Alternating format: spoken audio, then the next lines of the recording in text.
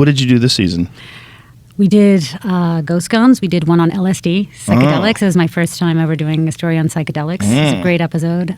We basically spent months and months trying to get an interview with an LSD chemist. There's only a few of them out there. So there's only like 5 or 6 in the whole country, which is crazy. I know. I just found that out recently. Yeah, it's really, really hard. And we kept hearing about these hermit chemists who live out in the forests and are hidden. And I mean, we interviewed so many people and talked to so many people to try to get access to. And in the end, it was we got access to a chemist who is no longer a chemist, but it was one of the most powerful interviews we ever did. So he quit after you interviewed him? No, he got in trouble. He was an LSD chemist, and he did time in prison, basically, in the UK. And it was a really powerful interview because, I spent so much time reporting on drugs and talking to people who do it because of the money. And with psychedelics, we've filmed a lot of people involved in the psychedelics business selling mushrooms and LSD, and not one single one of them was doing it because of the money. They all told us how they were doing it because of the power of the drug and how LSD has changed them and transformed them, and they really believe in the power of the drug in terms of sort of liberating and raising consciousness in the world. And he was one of them. So here I was finally in front of a chemist who spent years of his life making LSD, and then and he started crying, bawling, and talking about how, when I asked him, do you know other active chemists out there? And he told me, look, I do, but I would never give you that name because I would take away from them what has been taken away from me. And he starts bawling, talking about what LSD meant for him, what making LSD meant for him, and how he was robbed of his life's meaning. It's really incredible. I was not expecting it. So he felt like his life's meaning was to provide it. To provide it and to allow people to experience what he experienced at a young age. Did you have any preconceived notions when you went into that were dissolved? Absolutely. Again, I think the financial component.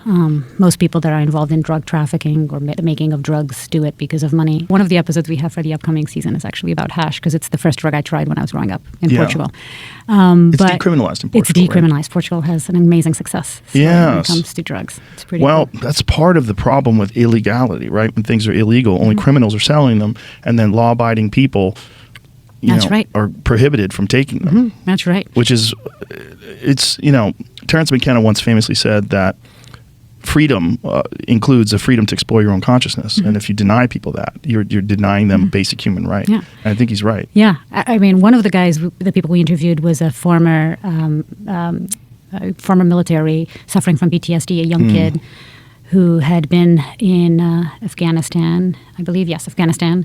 And he was part of the bomb sniffing crew that goes looking for IEDs. And the car that he was in, actually, there was an IED that exploded under him. But it was all protected, so nothing happened to him. He suffered a concussion and was out for a few minutes and then was rescued. But there was still incoming shooting coming at him. It was like a whole situation. And he was suffering from PTSD.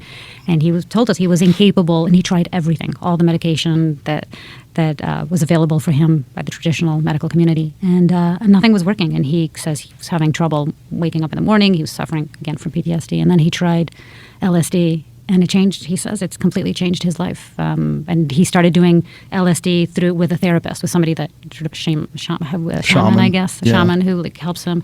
And we filmed one of his first sessions with a person. He had done it before, but was one of the first sort of guided sessions, and it was fascinating to see. And he's now in school, and I'm not sure if his life is all perfectly fine, but he's doing much better, according to him.